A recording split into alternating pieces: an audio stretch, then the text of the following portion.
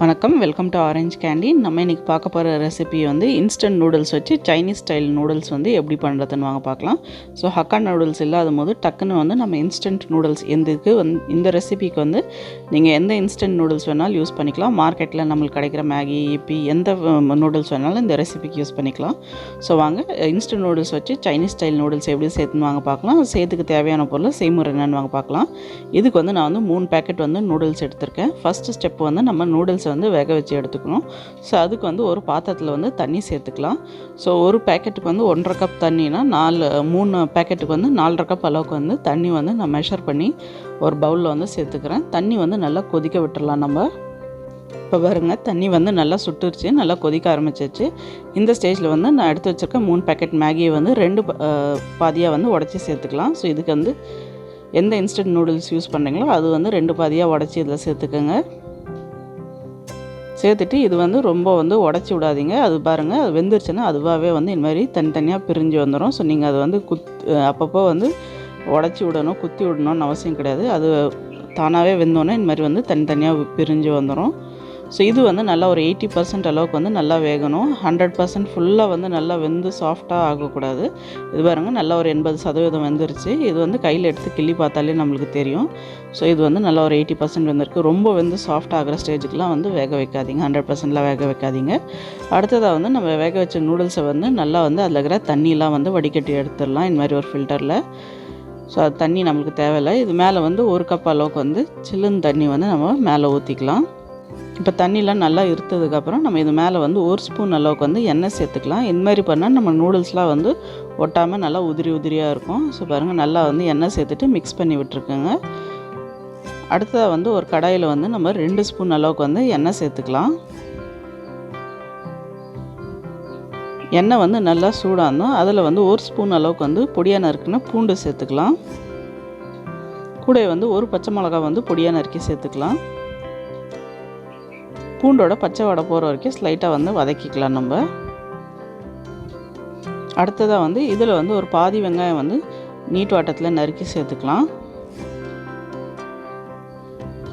ஒரு 2 நிமிஷம் போல் வெங்காயத்தை வந்து நம்ம வதக்கிக்கலாம். இப்போ 2 நிமிஷம் நல்லா வெங்காயம் வதங்கிருச்சு. அடுத்ததாக வந்து நம்ம இதுக்கு தேவையான காய்கறிலாம் சேர்த்துக்கலாம். இதுக்கு வந்து 1 குடமிளகா வந்து நான் வந்து நீட் வாட்டத்தில் நறுக்கி சேர்த்துக்கிறேன். ஸோ இதுக்கு வந்து நீங்கள் எந்த கலர் வேணாலும் யூஸ் பண்ணிக்கலாம். அடுத்ததாக வந்து 1/2 கப் அளவுக்கு வந்து முட்டைகோஸ் கூட வந்து நல்லா ஃபைனாக வந்து நீட் வட்டத்தில் நறுக்கி வச்சுருக்கேன், அதுவும் சேர்த்துக்கலாம். இப்போ வந்து காய்க்கு தேவையான அளவுக்கு வந்து உப்பு சேர்த்துக்கலாம்.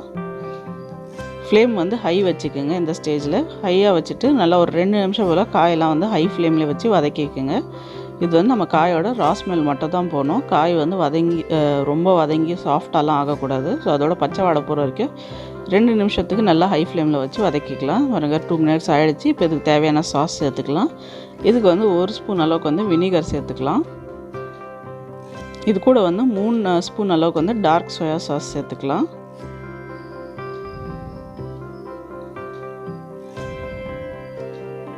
இது கூட வந்து 1 ஸ்பூன் அளவுக்கு வந்து ரெட் சில்லி சாஸ் சேர்த்துக்கலாம்.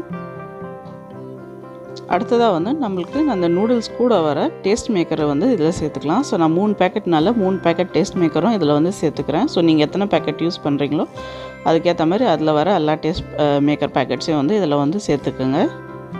சேர்த்துட்டு அடுத்ததாக வந்து நம்ம வேக வச்சு வச்சுருக்க நூடுல்ஸை வந்து இதில் சேர்த்துடலாம். ஸோ பாருங்கள், நல்லா நம்ம நூடுல்ஸ் வந்து உதிரியாக இருக்குது. ஸோ இது வந்து நல்லா வந்து நம்ம அந்த மசாலா சாஸில் வந்து கோட் ஆகிற மாதிரி ஈவனாக கோட் ஆகிற மாதிரி நல்லா வந்து இது வந்து மிக்ஸ் பண்ணி கலந்து விடுங்க.